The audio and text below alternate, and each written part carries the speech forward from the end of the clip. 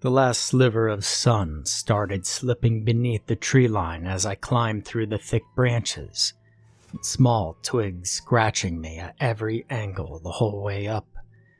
Exhausted and feeling more than a little vertigo with how high up I was, I made my way to the thickest branch I could find and slumped against the trunk of the tree.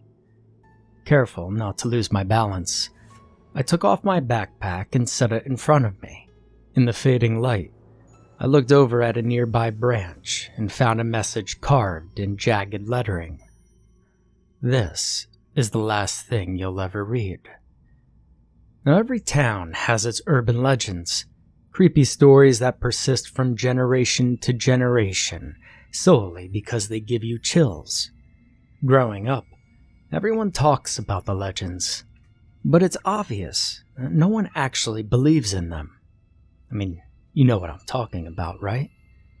There's the classics, like the hook hand on the car door, the woman in white on the side of the road, and that one abandoned house that no one dares to enter alone.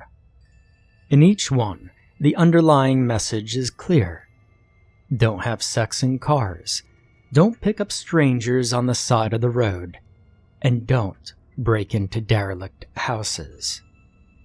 These stories are nothing more than cautionary tales to scare you into being safe. At least, that's what I thought. I live in Shady Grove, New Jersey. It's a small town situated deep within the Pine Barrens. If anyone has heard of the Pine Barrens, then they could probably tell you about the Jersey Devil. They love to talk about the hysteria of 1909 and all about the different versions of the legend and theories about what it could have been. Shady Grove, on the other hand, has a special legend all to itself. One that started 2 centuries before anyone had seen the creature flying through the sky in 1907, a decade after the Salem witch trials ended. A similar but smaller panic swept through Shady Grove. Francis Goodfellow, a teenager with what we now believe was epilepsy, was besieged by strange fits that led the townsfolk to believe she was possessed by a demon. And fearful of what terrors might befall them if they allowed the demon-possessed girl to remain in their midst, they dragged her out into the pines and hung her from the sturdy oak tree in the center of a clearing. It was from the branches of what is allegedly that very same oak that I sat and watched darkness descend over the forest. A chill went down my back as my eyes adjusted to the moonlight. And suddenly, every rustle in the wind felt like an ominous portent of my doom. It also didn't help that I was outside after nightfall in late October, and so I pulled my hood up over my head and wiggled up closer to the trunk of the tree. Bark dug uncomfortably into my back as I did so, but it was worth it to feel secure in the darkness. It was nearly impossible to see the outlines of the branches around me in the moonlight, and I got the sense that I could fall at any moment. A few minutes passed in cold silence before I remembered the most important part of the legend. My hands slowly felt their way across the bark of the branch I was on until they found my backpack. Then, after a moment of fumbling with the zipper, my numb fingers wrapped around the coarse length of rope inside. I pulled it out and laid it in front of me, unspooling half the length over both sides of the branch.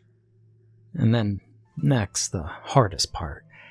It was the waiting. I still couldn't believe I was even out there. I'm not what you would call adventurous. I'm definitely not the kind of person who buys into legends or decides to put them to the test. I've always taken an approach of distant skepticism to our town's urban legend. Just because I think it's a fake landmine doesn't mean I don't want to stay away from it entirely. And it also means that I definitely don't want to kick it. And yet there I sat, a frozen nerd in a tree, held in place only by the knowledge that doing this might finally get Anthony and Jonathan to lay off me for once. You see, it had happened earlier that day in the school cafeteria. Tweedledee and Tweedledum were hovering over me as I tried to eat my lunch in peace, mocking me for whatever tribute I have that they decided was funny this week. Their current drug of choice? Telling the whole world just how big of a scaredy cat I am. Now, to be fair, I am entirely a scaredy cat, but that doesn't mean it feels good to be openly mocked in front of all my peers, none of whom particularly care for me in the first place. Now you may be wondering, what was Anthony and Jonathan's particular piece of evidence that I'm a little baby who's scared of his own shadow?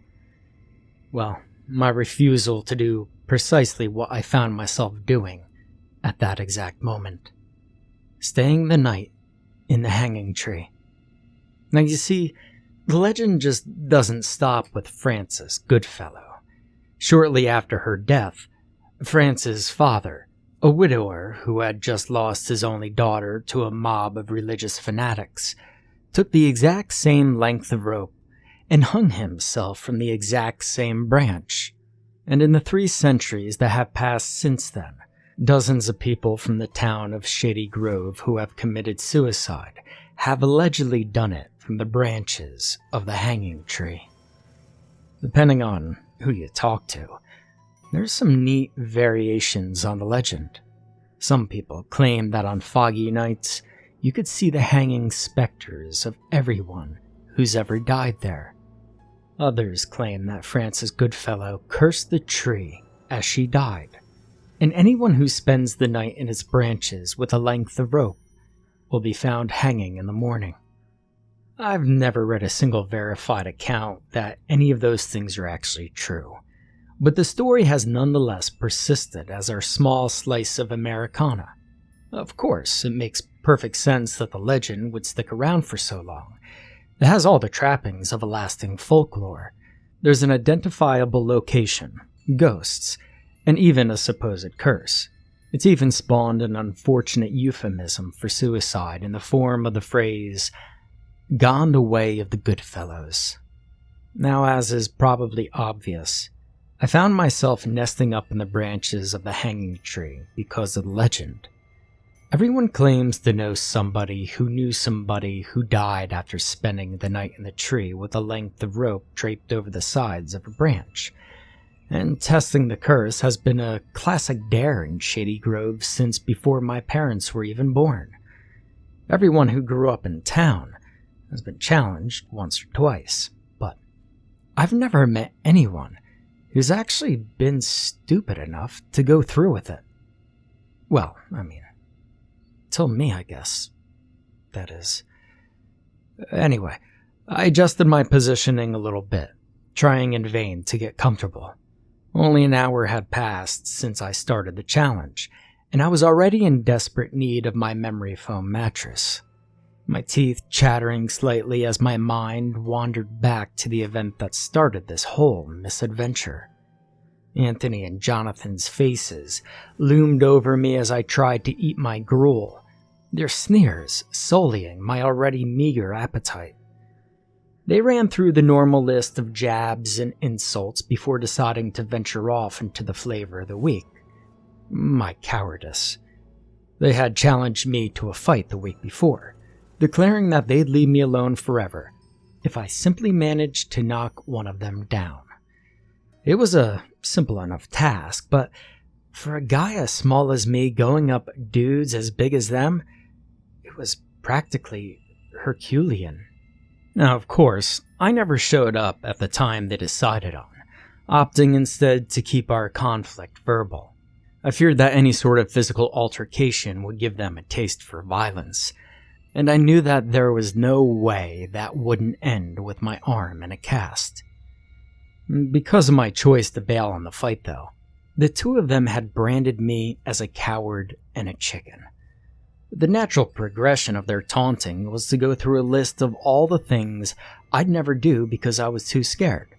Now, normally I could handle their insults and ridicule, but for whatever reason, they decided to get the attention of the entire lunchroom as they mocked me this time.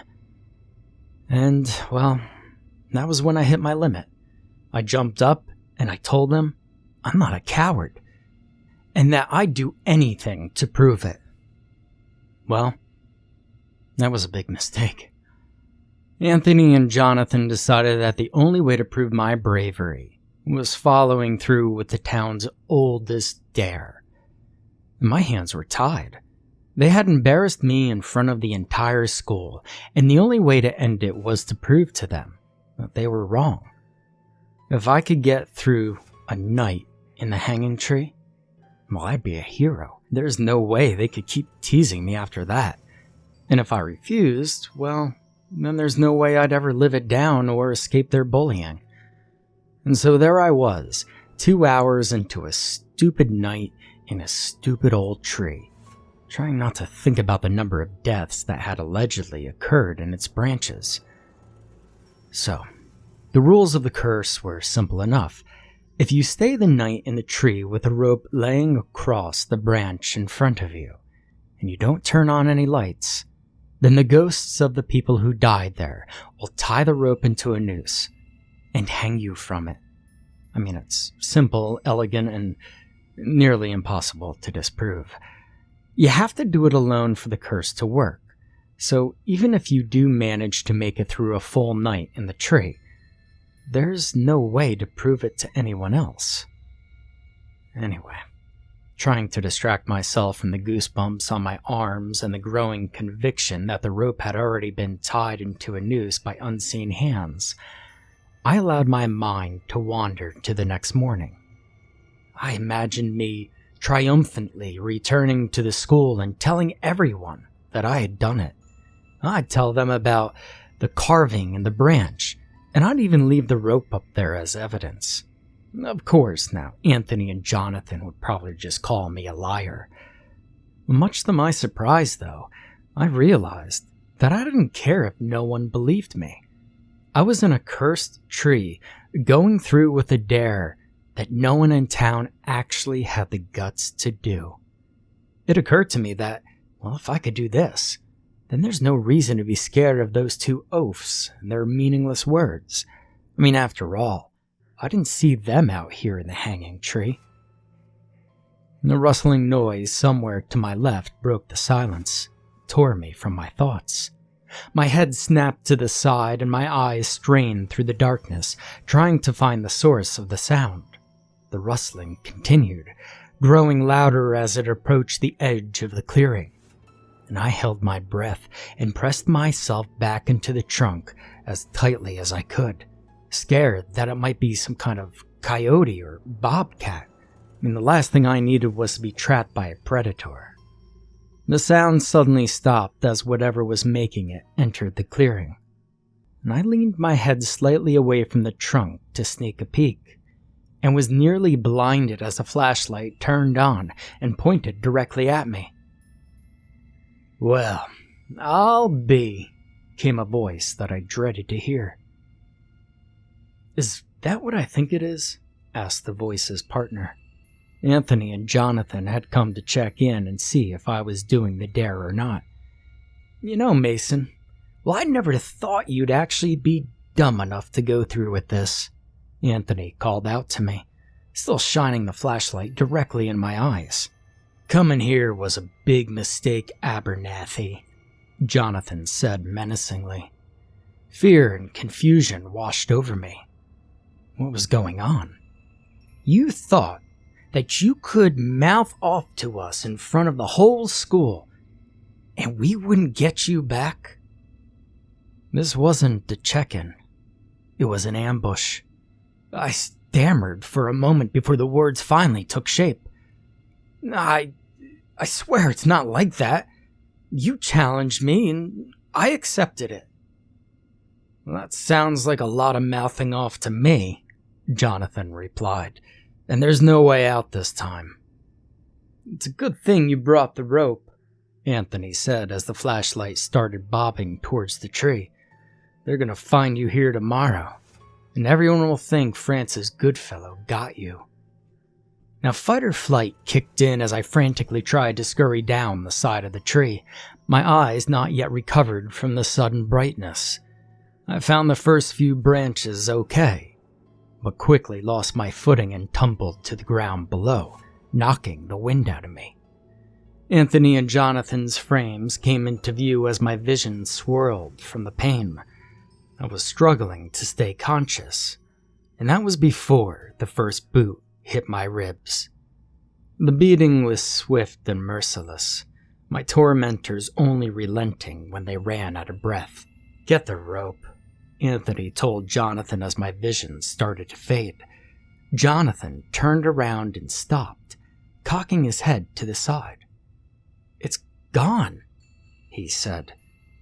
The last thing I saw before passing out was Anthony turning around right as a noose swung down and wrapped around his neck. I awoke in the morning and found the two of them hanging from either end of the rope, swaying gently in the breeze.